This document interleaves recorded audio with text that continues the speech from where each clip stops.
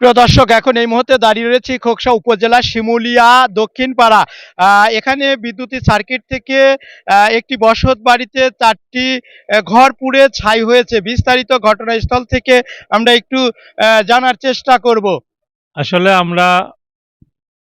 আমার বাড়ি বিলজানি বাজারের পাশে। আমরা আনুমানিক 10:30টার দিকে শুনতে পারলাম যে আগুন লেগেছে। আমরা তাৎক্ষণিক সবাই তাড়াহুড়ো করে আসে দেখি যে আগুন লেগে আসলে 4টি ঘর অলরেডি পুড়িয়ে গেছে। এলাকার লোকজন সবাই মিলে সহযোগিতা করে আমরা এই আগুন নিয়ন্ত্রণ করি এবং পরবর্তীতে ফায়ার সার্ভিসের গাড়ি এসে ওনারা আগুন সম্পূর্ণভাবে আমরা নিয়ন্ত্রণ করতে পারি।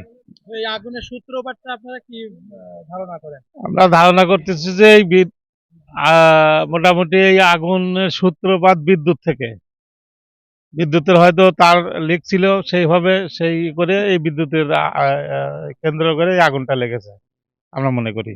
কয়টি ঘর পুড়িয়েছে ছোট বড়? 4টি ঘর পড়ছে। আনুমানিক কত টাকার ক্ষয়ক্ষতি হয়েছে বলে আপনার ধারণা? আনুমানিক 3 থেকে 4 লক্ষ টাকার একটা ক্ষতি হয়েছে।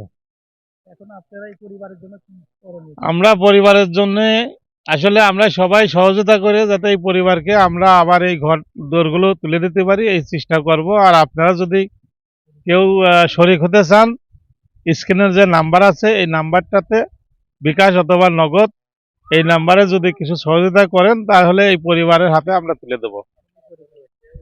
এরা খুব গরিব মানুষ।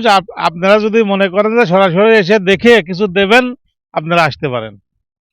আপনার আসার ঠিকানা বিলজানি বাজার থেকে 2টা ভাটা আছে, ভাটার পাশ দিয়ে যে রাস্তা, খাল পারে এই বাড়িটা। আপনার পরিচয়? আমি এই ওয়ার্ডের সাবেক মেম্বার, 3 নম্বর ওয়ার্ড, এবং এরা আমাদের সমাজভিত্তিক সবাই। এই বাড়িতে যে আগুনের সূত্রপাত হয়েছে এবং আমরা দেখেছি যে এখানে 4টি ঘর কিন্তু পুড়ে ছাই হয়ে গিয়েছে। এই পরিবারের যারা স্বজনরা রয়েছে জানতে পেরে তারা কিন্তু এই বাড়িতে ছুটে এসেছে। তারা কিন্তু কান্নায় ভেঙে পড়েছে এবং যে আর্তনাদ করেছে সেটি দেখতে পাচ্ছেন। তো বিস্তারিত আমরা এলাকাবাসীর সাথে কথা বলেছি, তারাও এমনটা জানিয়েছেন যে তিনি কিন্তু দিন আনে দিন খায়, এমনটা জানতে পেরেছি। তো নিঃস্ব অসহায় পরিবারের পাশে যদি আপনারা কেউ পাশে দাঁড়াতে চান তাহলে স্ক্রিনে দেওয়া নাম্বারটি রয়েছে, আপনারা তাদের সাথে কথা বলতে পারবেন এবং যদি কেউ মনে করেন যে স্বজনের বাড়িতে আসবেন, ঘরগুলো দেখবেন, দেখে যাচাই বাছাই করে তার একটি মাথা গোঁজার ঠাঁই, একটি ঘর যদি ব্যবস্থা করে দিতে পারতেন তাহলে এলাকাবাসী খুব খুশি হতো।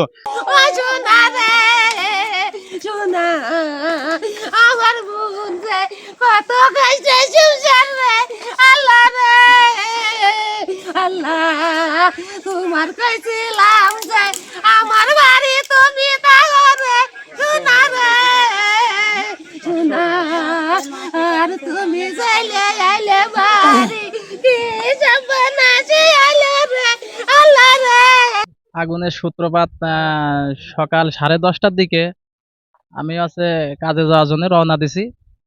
তো পথে দাঁড়াইছি, একজনের সাথে কথা করছি, হঠাৎ করে দেখি যে আগুন লেগছে। আমরা সবাই দৌড়ে আসে পানি মারিয়ে বা ফায়ার সার্ভিসের ফোন দিয়ে 1 ঘন্টা চেষ্টা করে আগুন নিয়ন্ত্রণের আনছি। তো এখন তাতে আমার একটা আনুমানিক যে 3 থেকে 4 লক্ষ টাকার একটা ক্ষয়ক্ষতি হয়েছে। এই পরিবারটা তো অনেক অসহায়, মানে আসলে দিন আনে দিন খায়, অনেক দিন দেখা যাচ্ছে অনেক কষ্ট করে এই সংসারটা করছে। তো আপনার যদি কেউ সহযোগিতা করতে চান তো সরাসরি নাম্বার তো দুয়াই আছে, আনসার ভাই নাম্বার দিয়েছে, ওই নাম্বারে যোগাযোগ করেন। আসে সরাসরি যদি কেউ দেখতে চান, শিমুলিয়া দক্ষিণ পাড়া, ভাটার দক্ষিণে আর কি, খালপাড়া, আসে দেখতে পারেন। এই আমরা মনে করেন মাঠে ঘাটে কাজ করতেছিলাম, আমরা অনেকেই কাজের জন্য বেরো যাব, এই জন্য আমরা সব অনেকেই বেরোচ্ছি। এখন হঠাৎ করে দেখে এদের বাড়িতে আগুন, অনেকে দৌড়ে টরে এসে নিবে না, অনেক চেষ্টা করেছি, পারি নাই। এখন খেতা কম্বল যা ছিল ঘরে, অনেক জিনিসপাতি ছিল, সব পুড়িয়ে একদম বসে গেছে। সবাই তো দেখতেছেন, টাকা পয়সা লোন তোলা টাকা ছিল অনেকগুলা, সেগুলো পুড়ে গেছে। এখন আমাদের মানিক কাঠ আনোয়ার খান, প্রবাসী আনোয়ার খান, তার হচ্ছে গিয়ে বিভিন্ন জায়গা আছে অনুদান দিয়ে আছে, সে হচ্ছে গিয়ে যদি এখানে একটু হেল্প করতে থাকার যদি কিছু ব্যবস্থা করে দিতে পারতো তাহলে হচ্ছে গিয়ে আসি দেখে যাইতো,